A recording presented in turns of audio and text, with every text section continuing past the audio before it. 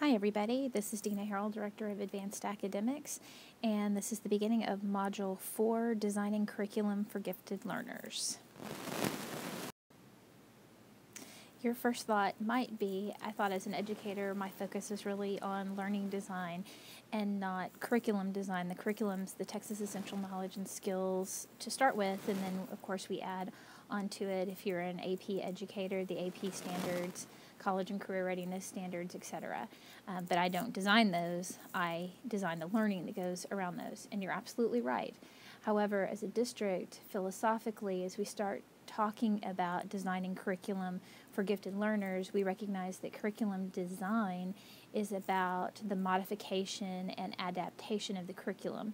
So if your gifted learners have the ability to progress at a more rapid rate through the curriculum, if you're compacting the curriculum, if you're pre-assessing the learners, then you are indeed modifying the curriculum that is being covered for that learner based on data that you have for them.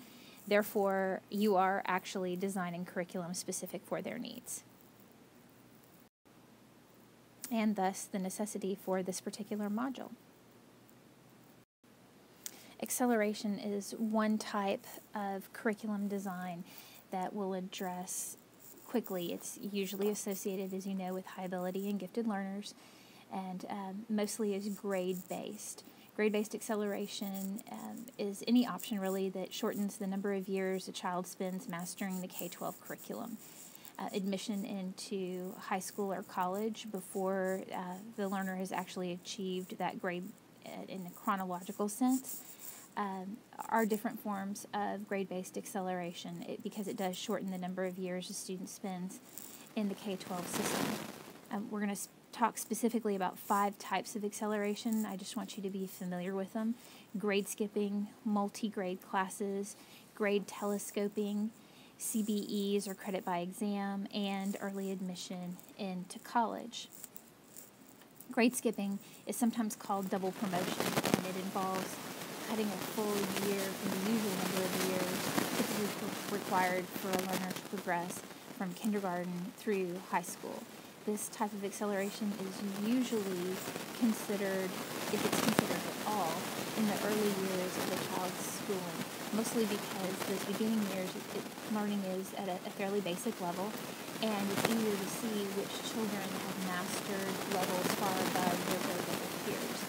In CISD, we have grade acceleration exams, and the most popular one is kindergarten acceleration for young learners who come here with a wealth of experience, and instead of participating in kindergarten, their parents may choose for them to accelerate into first grade. That does require a Those windows are always posted on our district website. We offer that testing twice during the summer.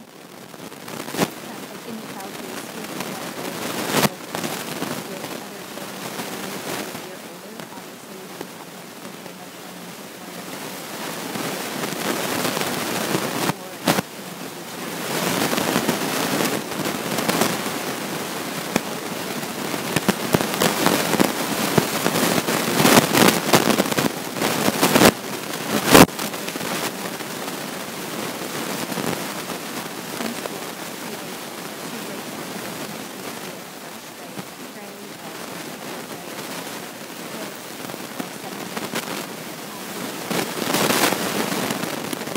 in those classrooms have multiple ability levels. This option usually occurs because the school has too little or too many learners at the same grade level to constitute full grade levels at each class. Sometimes this option allows students to stay with the same teacher for a second or two to see looping inside of a multi-grade class. We don't have any examples of that in CISD however, I don't think it's outside the realm of possibility that with Pinnacle 2020 beginning to meet, that might be something that we consider as we look to better meet the needs of our learners, and as we're implementing and have been for a number of years standards-based report cards at the elementary level. This may be a solution to meeting some of the needs of all populations. Grade telescoping is also called rapid progress. It involves allowing a child, or preferably a group of children of the same age, to complete the school's curriculum of several years in 1 year's time or less. For example, middle school students could complete 3 years of curriculum of middle school in 2 years. Attached in this file is an example from Grapevine Colleyville of how they telescope mathematics across their district. We currently don't have a telescoping option. We do have credit by exam, which I'll talk about in a minute. And it's interesting to look at. It obviously has many implications, but I would encourage you to go in and just see their document. Grade telescoping requires a school, or in that case a district, to look really carefully at its curriculum, eliminate any repetition, and implement practice of skills that needs to be a great deal of pre-assessment or some form of formative assessment. The child is usually not allowed to skip any subject areas of curriculum that will just move more rapidly through them in the telescoping model. Credit by examination or placement testing differs from curriculum compacting in that the assessment is optional and it is formal and objective in nature. There's no replacement learning experiences. The learners just test out. House Bill 5 has some implications for the specific requirements for learners. I'm not going to get into those into too much detail right now, except to say that some of them are under appeal, and it'll be interesting to see what kind of implication it has for us in CISD as those things shake out. The fifth type of acceleration that we may commonly see is early admission into college. There is a substantial research base to support students who can successfully leave high school after the 10th or 11th grade and enter into college at that time, often without a formal high school graduation. This option at one time was actually funded by the Ford Foundation as a way to recruit bright students into college. At present, early entrance to college is used by gifted students who believe that high school has little more to offer them.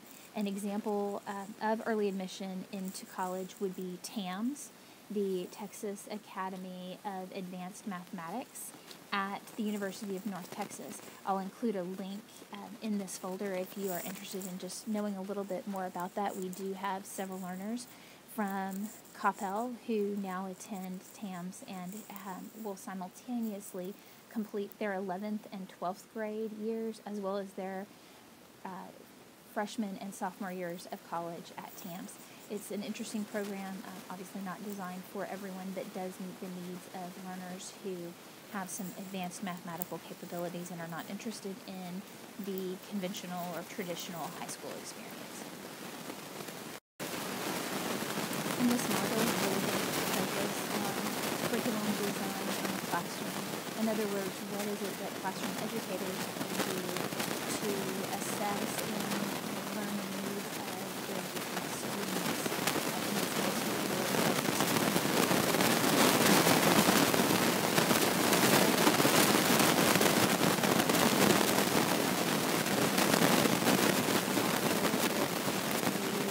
have the opportunity to try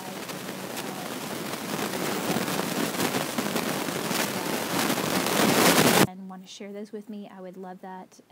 The next iteration of our professional learning will include